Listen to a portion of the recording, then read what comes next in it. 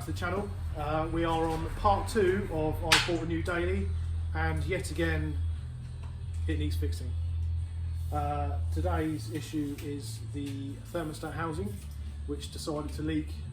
Well, to be fair, I'm lying. It decided to leak pretty much as soon as I started it, but it only leaks on, you know, high revs and stuff like that.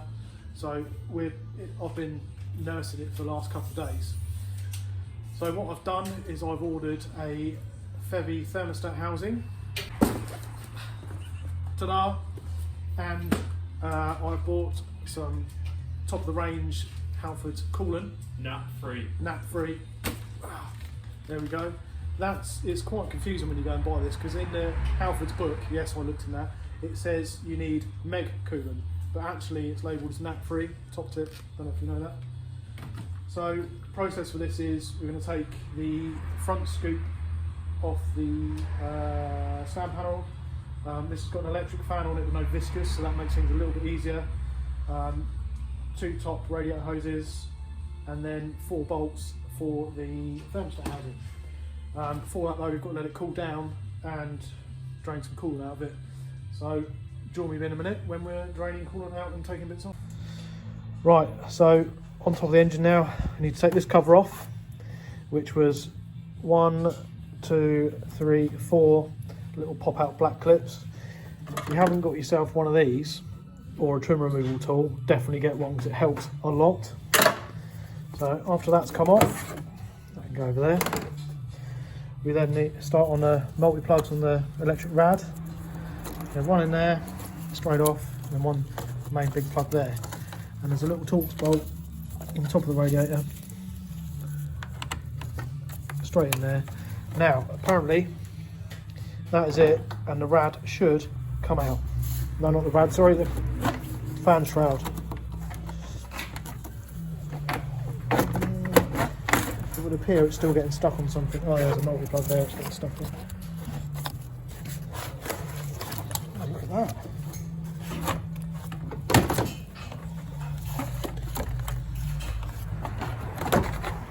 Are you done?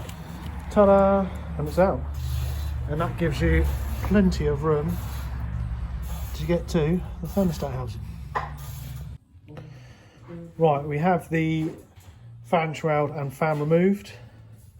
Water hose is really easy. It's literally this little Phillips screwdriver on that clip there and that clip there, and pull them out a certain way. They don't come all the way out, so as soon as they stop moving, stop.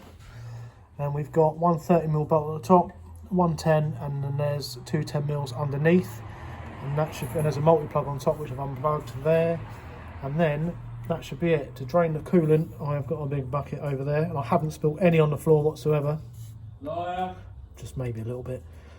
And I've used the drain plug in the rad rather than just taking a hose off and let it go everywhere, so it doesn't spill all over the workshop floor.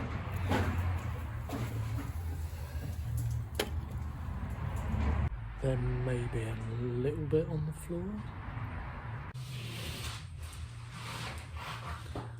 Have I ever mentioned to you how much I absolutely love working on cars that other people have previously touched?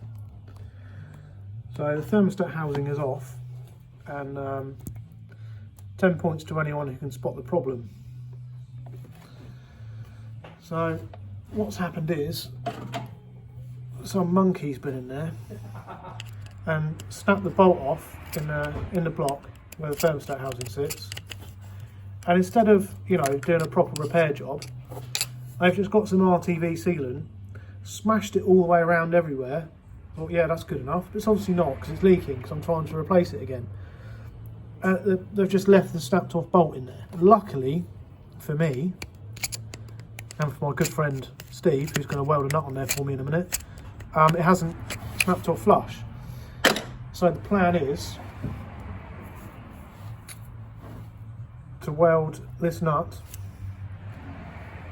onto that little piece of stud that's sticking out and see what happens. So basically this is make or break for this car now, because it's not expensive enough that it's worth repairing or getting a, you know, but if that comes out, brilliant. If it doesn't, then well, I'll probably have to re-drill it and helicoil it and stuff, but I haven't got that stuff here. and it's what, 7 o'clock in the evening on a Tuesday night. Joy. So before we start welding, it's a lot of scraping and cleaning. Why is it the car's fault? Because if it wasn't such a chowtastic piece of shit, worthless, at one point in its life, it would have been owned by a spastic. Tell me I'm wrong. I was recording then, but I think I better delete that. These two cars, in their current format, are the bigger piece of shit. Well, that's a tough one, because yours currently runs and mine currently doesn't. Yours still runs, doesn't it? Not for very long in this state, I wouldn't have thought. Well, mine has got an MOT on it as well. A Mott. Yes, and they are both 6-cylinder manuals and both 2.8. Yeah. How many wheels does yours peel? None, because the clutch slips. That's another issue actually that I need to address. When I took it for the MOT, I initially thought that the clutch was knackered, because when you go full beans, if you can get there, because the second issue along with the clutch is that the accelerator cable is very stiff, so you have to be like Hercules to push the throttle pedal down to the floor. So I thought the clutch was knackered, slipping, but I think it's where it's been stood and it's got a rusty clutch plate and flywheel, because occasionally it doesn't slip and occasionally it does, but the biting point is very high. So yeah, yet another issue to sort out on the can you buy a cheap daily for under £1,000? At the moment it's looking pretty drab, isn't it? So quick recap, what have I done? I've bought some indicators for it, I've put some rear tyres on it, I've put some wiper blades on it, I've now bought a thermostat housing and some coolant, and it's been for an MOT, and I've spent about 30 quid in vacuum hoses, which hasn't sorted the idle out because the maths buggered. Let's do one of those things where I point in the corner and I see how much I've spent. Right, car, 800 quid. Tyres, 120. Wiper blades, 20 quid. Indicators, £26 I think they were. MOT, 40 quid.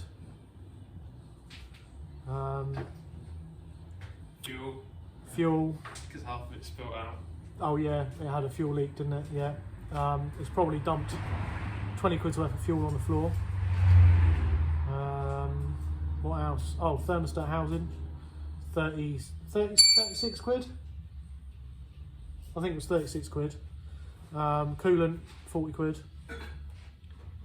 So basically we're over £1,000 already. So this challenge, can you buy a daily for £1,000? It's not gone well, is it? So again, how's your day going? Better than yours. It is. Yeah, I'll go with that. It's better than mine. So. Have you got to drive the coupe home tonight? That's a negative. Oh. I haven't got to drive it home tonight. My course is now on, so I'm pretty much done here. Is it ready? My work here is done. Is it ready to start up? No, it's not. We've got to sort some wrap hoses and stuff. But we're nearly ready to go. It's nearly ready to go. Anyway, I shouldn't be filming this because this is a crock of shit. This is Steve's YouTube's channel, and he's going to be filling you in on progress and all sorts of what he's doing. But you've got a sneaky peek through mine. The trusty shitbox. This is a proper shitbox. It should be on your channel, really. You're not wrong. You're not wrong. Well, you've laid underneath it, so you know how rusty it is. It's not bad, is it? Yeah, it's bad. It's well, bad. It's not that bad. It's up there with the worst. Is this factory? Yeah, it drinks squash. It doesn't use condom. It likes the sweet stuff. We are all cleaned up, and I found a 10mm nut, or Steve has found a 10mm nut. I managed to wind it onto the little bit of broken stud a little way.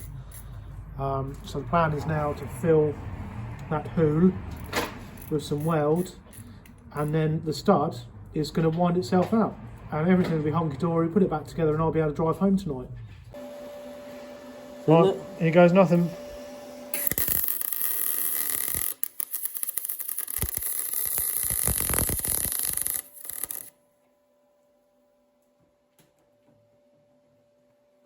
Well, that isn't very good. Oh shit, has it melted it? Yeah, we might be able to do it from the underside though. Oh It's crap. another 3 sides, wouldn't it? Oh dear. Go on, attempt number 2. See how this goes. Come on, girl.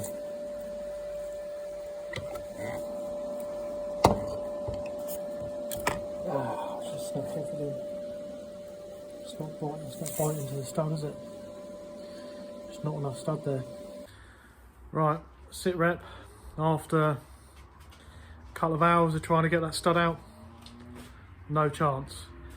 I can't leave the car here tonight because it's in the way. There's not really a lot of parking outside because it's full of other BMW scrap. So what we've done is, I do not advise doing this, we bolted the new thermostat housing up anyway with the 3 bolts that we had access to and that weren't snapped off. I've bled the cooling system. It doesn't appear to be leaking at the moment. Hopefully I'll get home.